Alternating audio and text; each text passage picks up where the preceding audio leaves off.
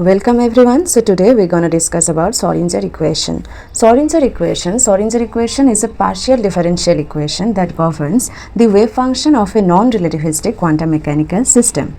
Its discovery was a significant landmark in the development of quantum mechanics. The wave function psi of RT determines the entire space-time behavior of the system, so we have to develop a wave equation satisfied by psi of RT having the following characteristics. The wave equation needs to have these characteristics. First, the differential equation satisfied by the wave equation must be first order in time, so that if psi is known at some point r at the initial instant t0. And the second condition is the wave equation must be linear, so that if psi1 and psi2 are two solutions of the differential equation, then their linear combination, that is c1 psi1 and c2 plus c2 psi2, will also be the solution of this differential equation. And the third condition is the wave equation must be consistent with de Broglie's hypothesis and correspondence principle. So these are the three characteristics that our wave equation needs to satisfy. Now first we're gonna derive 1D Schrödinger equation. So let us consider a particle of mass m is in motion along plus x direction under the action of force F derived from a potential V of x. Then its total energy can be written in this term, that E is equals to p square by 2m plus V of x. So we're going to multiply both sides of this equation by plane wave function psi of xt. Then we will get this, that p square by 2m psi plus V psi is equals to E psi. Here we have multiplied both sides of equation 1 by psi of xt. Now from de Broglie hypothesis we know that p is equals to h by lambda, which can be written as h cut k. Also E is equals to h nu, which is equals to h cut omega. Thus from equation 2 we have h cut square k square by 2m psi plus V psi is equals to h cut omega psi.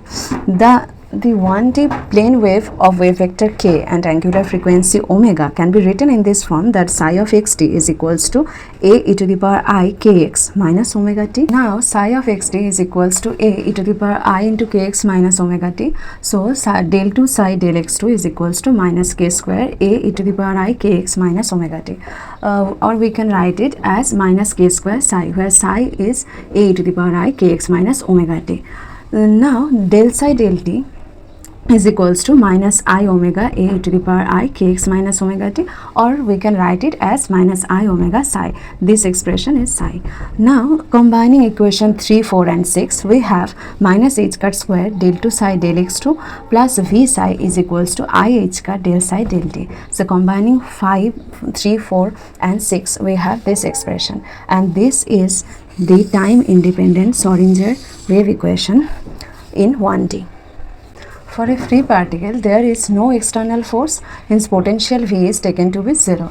Now we get minus h cut square by 2m del 2 psi del x2 is equals to I h cut del psi del t. Here V is 0 for free particle. Now the 3D Schrödinger equation can be written in this form, that minus h cut square by 2m grad square psi of RT plus V of R psi is equals to E psi of RT. Now we will derive the time independent Schrödinger equation. The 1D Schrödinger equation is minus h cut square by 2m d2 psi dx2 plus V psi is equals to I h cut del psi del t. It is a partial differential equation in two variables x and t. So this differential equation is separable into time dependent and independent parts, but provided the potential energy V must be the function of space or position only, and the total energy E is constant. Now let u of x and f of t be time independent and time dependent part of the wave function psi of xt. So we can write psi of xt as u of x and f of t.